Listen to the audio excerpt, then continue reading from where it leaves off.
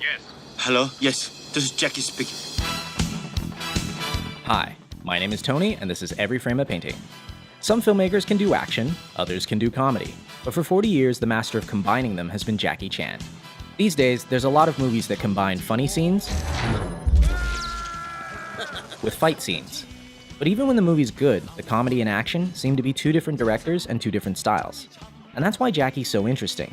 In his style, action is comedy, and his work shows that the same filmmaking principles apply, whether you're trying to be funny or kick ass. So let's dive in. If you'd like to see the names of the films as I'm talking, press the CC button below. Ready? Let's go. So, how does Jackie create action that is also funny? First off, he gives himself a disadvantage. No matter what film, Jackie always starts beneath his opponents. He has no shoes, he's handcuffed, he has a bomb in his mouth. From this point, he has to fight his way back to the top. Each action creates a logical reaction.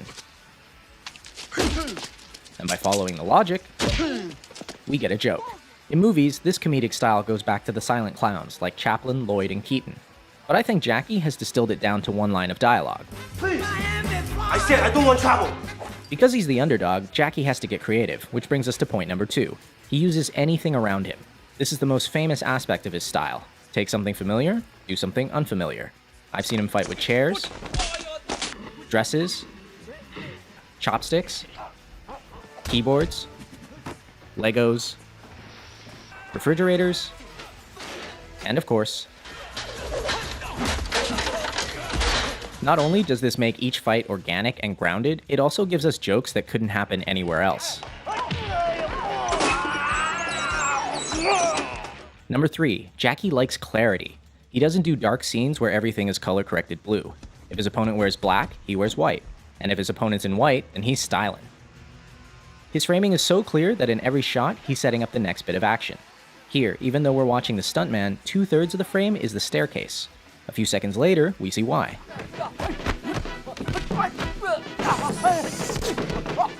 He keeps things clear by rarely using handheld or dolly moves. Like an American movie, you can see there's a lot of movement.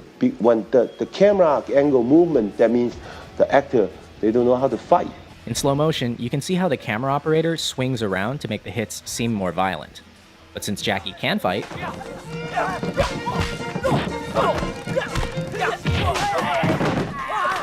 I never move my camera. Always steady, wide angle. Let him see I jumping down, I do the flip, I do the fall. When you shoot this way, everything looks more impressive because action and reaction are in the same frame. Notice how you can always see Jackie, the car, and the wall at the same time. But a similar stunt from Rush Hour 3 never includes all of the elements in the same shot, and it doesn't work. The same principle applies to comedy. This shot, directed by Sammo Hung, shows us the punch, the bad guy's face, and Jackie's face all in one. Now check out the same gag in Shanghai Noon. Here, action and reaction are separate shots. It kinda works, but not nearly as well. Why don't more directors do this? Because of number 5. They don't have enough time.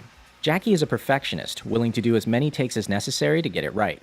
And in Hong Kong, he's supported by the studio, which gives him months to shoot a fight. And the most difficult thing is when I throw the fan and coming back, more than 120 tick. Those kind of scenes, oh, Jackie, good. It's not good. You can do it. Except, do you have the patience or not? When I rewatch his work, these little things are the ones I'm most impressed by. He doesn't need to do them and they eat into his budget, but he still does them because he wants to. And it's that going above and beyond that I respect and admire. But in America, they don't allow you to do that, because the money just poof, poof, poof, poof. And his American work is missing something else.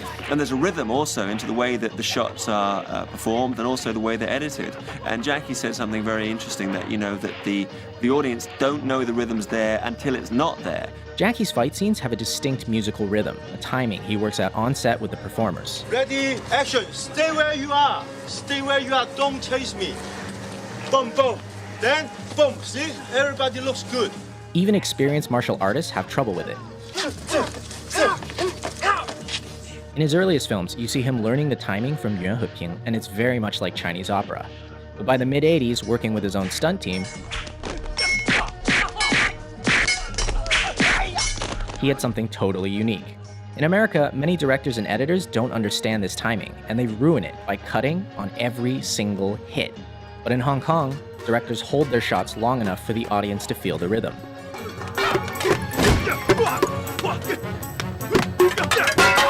The most important part is editing. And most of the directors, they don't know how to editing. Even the stunt coordinator, they don't know how to editing. Hong Kong directors like Zaki and Sammo cut a particular way. In the first shot, you hit your opponent in the wide. In the second shot, you get a nice close-up.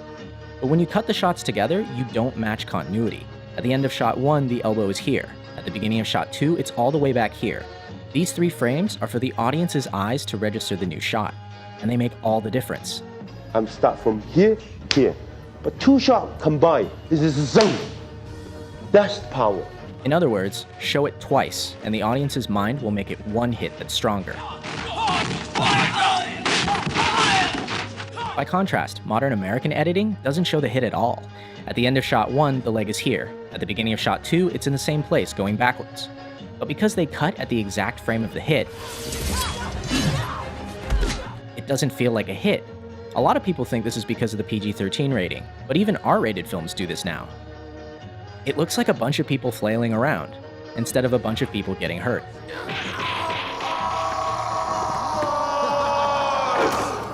Ouch. Which brings us to number 8, pain. Unlike a lot of action stars who try to look invincible, Zaki gets hurt. A lot. Half the fun of his work is that not only are the stunts impressive,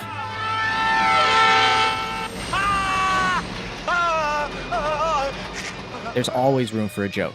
Pain humanizes him, because no matter how skilled he is,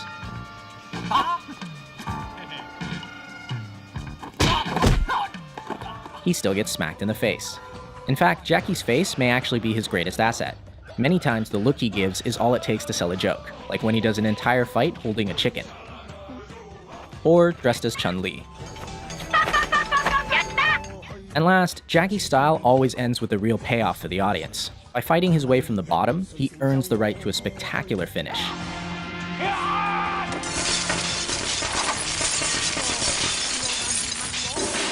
He doesn't win because he's a better fighter, he wins because he doesn't give up. This relentlessness makes many of his finales really impressive and really funny.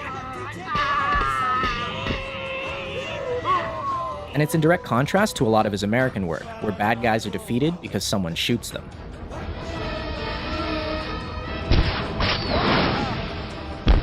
Come on!